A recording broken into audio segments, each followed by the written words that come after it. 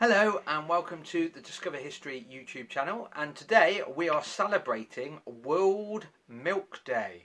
Today we celebrate World Milk Day, and I don't know about you, milk is a very tasty drink, and obviously it can be used in all sorts of recipes as well. My memory of milk goes back to my childhood when I was at school and we had a free bottle of milk.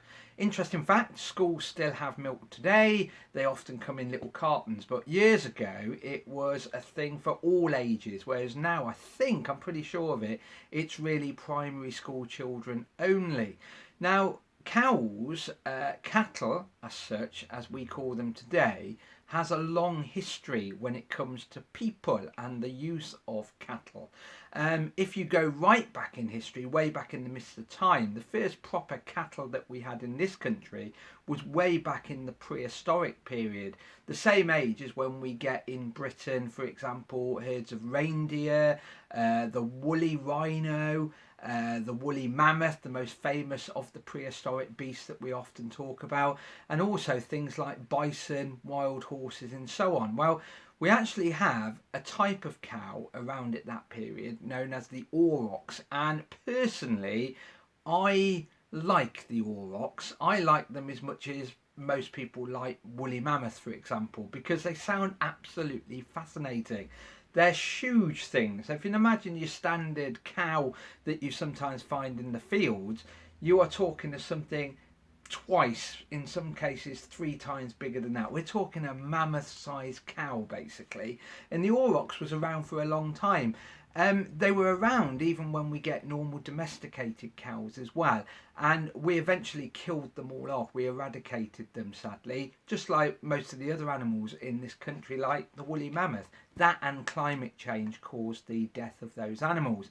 But eventually, especially during the Bronze Age and into the Iron Age, cows became an important part of the newfangled way of life, this new farming life. And we do find evidence of cattle in the archaeological record. For example, I have some archaeology here. This is part of a cow leg bone, pretty big, but if you can imagine an aurochs, very small compared with an aurochs. We also have things like a small piece of the spine, part of a vertebrae of a cow, and we also have a tooth of a cow. So, like I said, domestic cattle do appear in the archaeological record all the time. Sometimes, if you have a close look at the bone, you often find the bones have been smashed open to get to the marrow inside. You also find there's butchery marks, often very clean cut marks where someone has hacked at it with a big cleaver. And even better, when you look really closely, you can sometimes see small cut marks where someone has actually sliced the meat off the bone.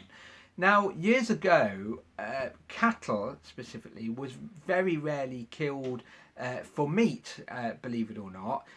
Cattle or beef was a byproduct, because the thing is, cows are so precious anyway, because cows give you milk, which in turn can make things like cream, can make things like butter. And that's the same with sheep in a way. Lamb was not very popular. It wasn't eaten all the time, purely because sheep will actually give you wool. So animals that provide you with things are actually a bit lower on the food chain than others. Pigs, strangely, as I mentioned in a previous video, are often eaten. Even the peasants have pigs, and it's really down to the fact that they are easy to look after. You can just let them roam around in your yard and they'll pretty much eat anything. And then to add to that, you kill them in the winter time and it will keep you alive over the summer, over the winter months, until next summer you will be fattening up your new pig. They're relatively cheap. So whereas cows and things like sheep provide you with things all the time, pigs are more of an animal that just roams around picking up their own food, and then you butcher them to keep you alive in the winter. So as I mentioned, we've had aurochs way back in prehistory. Then you get eventually the domesticated cow that we know it, and as I mentioned, it appears in the archaeological record all the time. So it was eaten. Beef, or any type of meat really, was usually reserved for important occasions, especially by the lower classes, because it was relatively expensive stuff. But we've always had milk, and as I mentioned, we used to get the cream of the milk. We used to take the cream and turn it into butter, and obviously cheese. We have used milk for a lot of things over history, and once again, the archaeological record shows us this. Now, by the 1920s, interestingly, people were starting to think that children specifically need some form of nourishment. And what you have to remember is in 1918, the Great War ends, and one of the things that came out of the Great War is how ill, or shall we say how undernourished, a lot of the new recruits were. So when you get to the 1920s, our government started to look at the health of the younger members of society, children in particular, and they were the ones that started to say we need to make sure that they stay fit and healthy. If there's a future war, they're going to be the soldiers of the future. So children had to do all sorts of things at school, including physical fitness, very much like the military. One of the most popular activities in schools years ago was the baton drill, where you have two big heavy wooden batons swinging around, and also what was called a Swedish drill. Lots of physical jerks, for example, to make the ligaments and to make all the joints very strong for the future. But after the 1920s, when we pass into 1937, a man called John Boyd Hall came up with this fantastic idea of saying that children in poor areas are often the malnourished ones, and maybe we need to supplement what they're going to have. Now you can see where this is heading. This is going down the route of the school milk, because after all, it's World Milk Day. But the sad thing is, it didn't really take off. Some schools, by the 1930s, right into the start of the Second World War, were having milk, but it was a bit hit and miss. A lot of the inner city schools, for example, didn't take it. But in 1946, Ellen Wilkinson, who was in fact a very important person because she is the first Minister of Education that's a female, suddenly passes the Free Milk Act. So really, post-war, 1946, you get the appearance of these. This one, sadly, is not from 1946, because this one has a pretty small opening at the top. I have got a pint of milk in my store which has a wide top, so it's an early one, but sadly I do not own a small bottle of milk with a wide top, so I do apologise, this is a later one.